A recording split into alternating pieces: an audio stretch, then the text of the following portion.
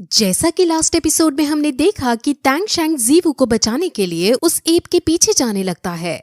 वहां जाते वक्त उसे रास्ते में एक बहुत बड़ी मकड़ी नजर आती है जो उस पर हमला कर देती है। वो मकड़ी बहुत ज्यादा स्ट्रॉन्ग थी और वो कई हजारों साल पुरानी थी। इस मकड़ी को मारना बहुत मुश्किल था क्योंकि खुद ये एक जहरीली मकड़ी है, जिसकी वजह से अगर टैंग शैंग उस पर पॉइजन छोड़ता है तो मकड़ी पर इसका कोई असर नहीं होगा। अब टैंग शैंग कैसे न कैसे करके उसे बचाने की कोशिश करता है और उसको ब्लू सिल्वर प्लांट की मदद से जकड़ने की कोशिश करता है, लेकिन मकड़ी हर बार उसके जाल को तोड़कर उस पर अटैक करने के लिए आगे बढ़ती रहती है। वो मकड़ी अपना स्पाइडर वेब छोड़कर लोगों को फंसाती है और उसके वेब में लगा हुआ पॉइजन धीरे धीरे इंसानों को मार देता है और मकड़ी अब इसी वे में टैंग शैंग के ऊपर अपने जाले छोड़ने लगती है। टैंग शैंग के हिडन वेपन्स का भी उस पर कोई असर नहीं हो रहा था। इस मकड़ी को तभी मारा जा सकता था जब ये मकड़ी घायल हो। अब काफी लड़ाई करने के बाद फाइनली मकड़ी टैंग शैंग को अपना डंक मार देती है और टैंग शैंग बेहोश हो जाता है। अब कुछ देर बाद आँख खुलती है और वो अपने आप को पिछले जन्म में जगा हुआ पाता है। वो अब टैंग सेक्ट में वापस आ चुका था और वहाँ पर पुराने वाले एल्डर्स ही मौजूद थे। वहाँ टैंग शैंग खड़ा होता है और वो अपने इस लाइफ की मेमोरी बिल्कुल भूल चुका होता है। उसे याद नहीं होता कि जीवू कौन है, श्रेक स्कूल क्या है और वो कहाँ रहता था। वहाँ वो फिर बाकी लोगों से बात करता है और उनके साथ घुल मिल जाता है, लेकिन तभी एक आदमी कुछ शब्द बोलता है जो जीवू बोला करती थी। अब इससे टैंग शैंग को विजन्स आने लगते हैं और उसे धीरे धीरे सब याद आ जाता है कि वो यहाँ का नहीं है। वो तो मर चुका था और उसकी अगली लाइफ में वो दूसरी दुनिया में था।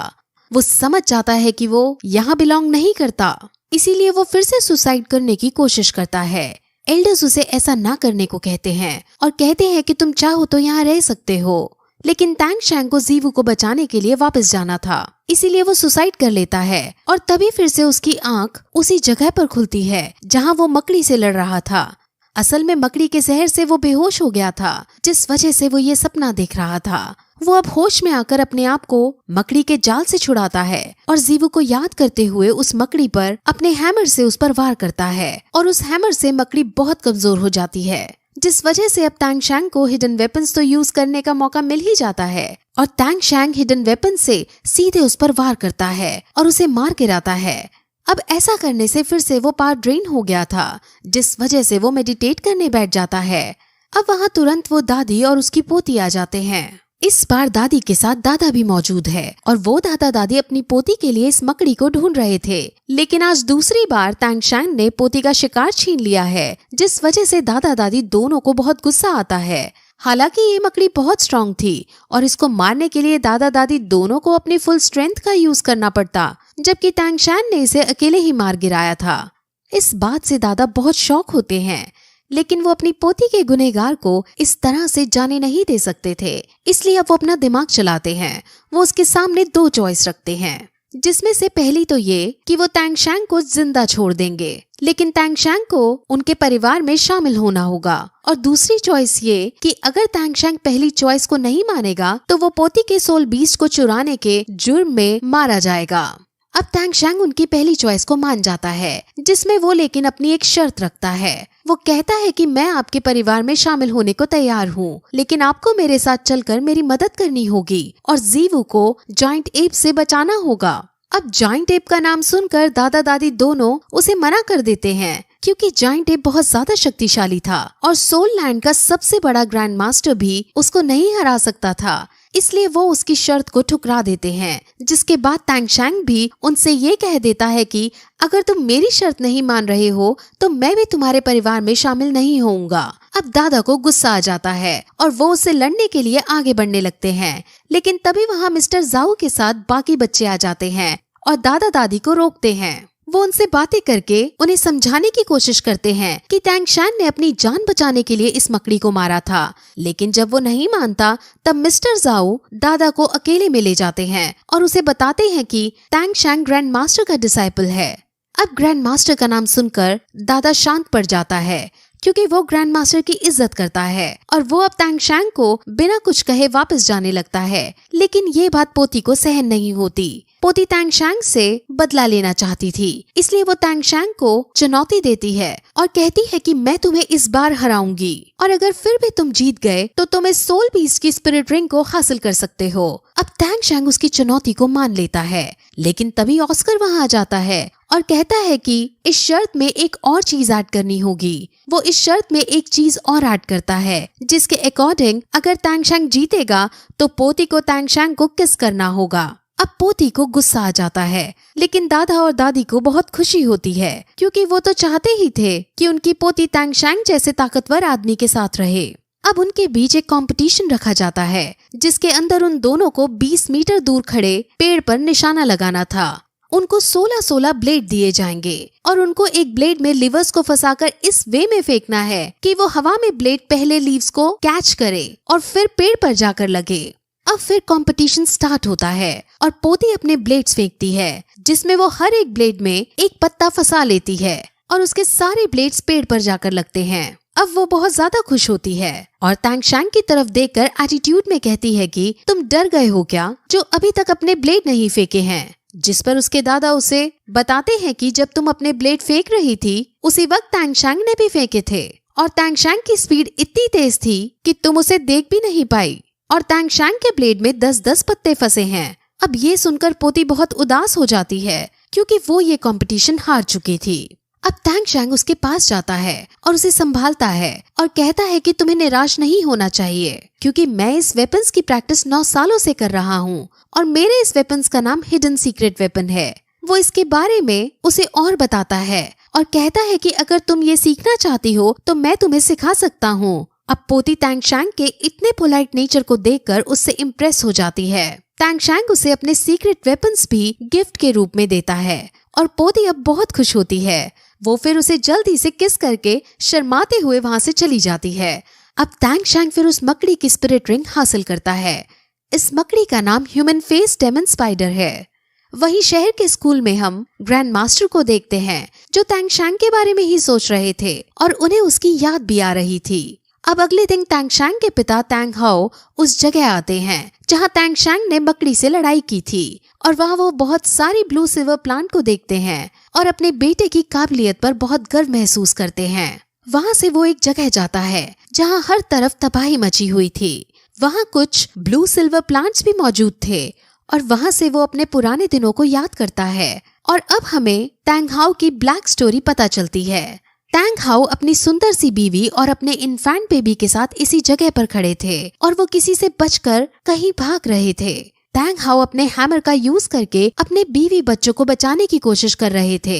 तैंग हाओ बहुत ज्यादा शक्तिशाली थे और वो अपनी बीवी को किसी भी कीमत पर बचाना चाहते थे। उसकी बीवी का नाम यिन है और उसके पीछे ग्रेट सोल लैंड मास्टर पड़ा हुआ है। तैंग हाओ अब उस सोल लैंड मास्टर से लड़ता है और तैंग हाओ उस सोल लैंड मास्टर को घायल करके अपनी बीवी को यहाँ से भाग जाने को कहता है, लेकिन सोल लैंड मास्टर फिर से उस पर अटैक कर देता है और वो अपनी फुल स्ट्रेंथ में उस पर वार करता है।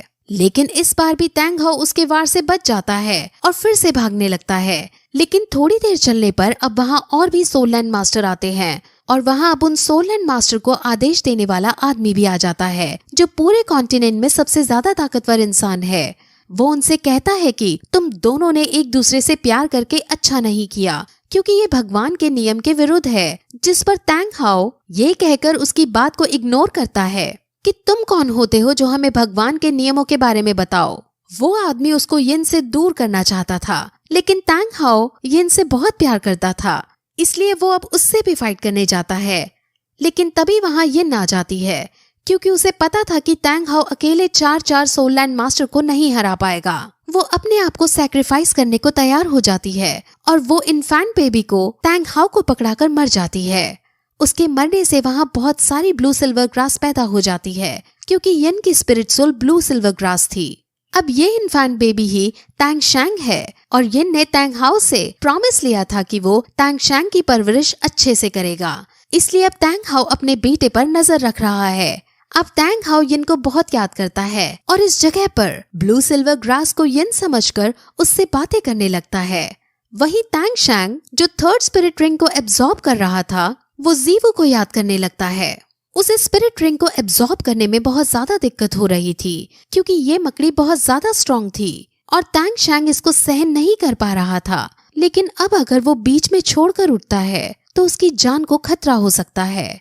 तभी वहाँ जीवू भागते भागते आ जाती है और उसको जिंदा देख सब बहुत ज्यादा खुश होते हैं। वो उनको बताती है कि एक काऊ रोर के सुनने से वो जायंट एप नर्वस हो गया और उसने अपने आप मुझे छोड़ दिया। वो उन्हें फिर ये भी बताती है कि उसकी भी लेवल 30 हो गई है और उसको रात में एक बीस्ट दिखा था। उसने उस बीस्ट को मारकर स्पिरिट रिंग भी हासिल कर ली है और सभी ये सुनकर बहुत खुश होते हैं। लेकिन अभी उनकी टेंशन घटी नहीं थी क्योंकि तैंग शैंग बहुत शक्तिशाली स्पिरिट रिंग को एब्जॉर्ब कर रहा था और अब वो तैंग शैंग के होश में आने का ही वेट करने लगते हैं। वहीं दूसरी तरफ ग्रैंड मास्टर अब श्रेक स्कूल के डीन से मिलने आते हैं और वो दोनों तैंग शैंग के बारे में ही बात करते हैं और ग्रैंड मास्टर अब तक जो भी कुछ हुआ उस बारे में सुनता है तो वो समझ जाता है कि मिस्टर जाओ को तैंग शैंग के पिता तैंग हाओ ने ही पीटा था और फिर वो तैंग हाओ का बैज उन्हें दिखाता है। अब फिर हमें तैंग शैंग को दिखाते हैं जो स्पिरिट रिंग को एब्जॉर्ब कर रहा था और फाइनली वो इसको एब्जॉर्ब कर लेता है जिसे देखकर सब बहुत ज्यादा खुश होते हैं। लेकिन तभी तैंग शैंग म्यूटेट होने लगता है और उसकी कमर में से मकड़ी जैसा पैर निकलने लगता है। मिस्टर जाओ समझ जाते हैं कि एब्जॉर्ब करते वक्त मकड़ी और ये म्यूटेट हो गए हैं और अब सिचुएशन वर्स्ट होने वाली है। अब ये सुनकर सारे बच्चे डर जाते हैं और इसका सोल्यूशन पूछते हैं जिस पर मिस्टर जाओ सिर्फ एक ही सोल्यूशन बताते हैं कि उन्हें सिर्फ वेट करना होगा। अब तैंग शैंग फिर से बेहोश हो जाता है और पहले तो उसे जीवू की ही याद आती है जो उससे दूर जा रही थी और फिर वो फिर से अपने पिछले जन्म में पहुंच जाता है जहां हमें अब ये पता चलता है कि उसने आखिर पिछले जन्म से सीक्रेट लाइब्रेरी में जाकर सीक्रेट नॉलेज क्यों चुराई थी। असल में तैंग शैंग को पढ़ने और अलग अलग नॉलेज प्राप्त करने का बहुत शौक था। वो अलग अलग टेक्निक्स और वेपन्स के बारे में पढ़ना और रिसर्च करना चाहता था। वो अपने भी कई सारे वेपन्स बनाया करता था लेकिन उसके इस टैलेंट की वहाँ कोई कदर नहीं करता था। उसके साथ रहने वाले बच्चे उसके वेपन्स को देखते तक नहीं थे और उसके सामने ही उसकी बुराई करके उसके वेपन्स को तोड़ दिया करते थे जिस वजह से तैंग शैंग बहुत फ्रस्ट्रेट रहा करता था और तैंग शैंग अब कुछ बड़ी और सीक्रेट नॉलेज प्राप्त करना चाहता था और इसलिए अब वो एल्डर्स से सीक्रेट लाइब्रेरी के सीक्रेट वेपन्स के बारे में पढ़ने को कहता है जिस पर एल्डर्स उसे बहुत गुस्सा करते हैं क्योंकि उन वेपन्स और उस नॉलेज के बारे में जानने का हक किसी को नहीं था। इसलिए वो उसे बहुत गुस्सा करते हैं और उसे इस क्लैन से निकल जाने को कहते हैं और फिर यही ये एपिसोड इस तरह खत्म हो जाता है।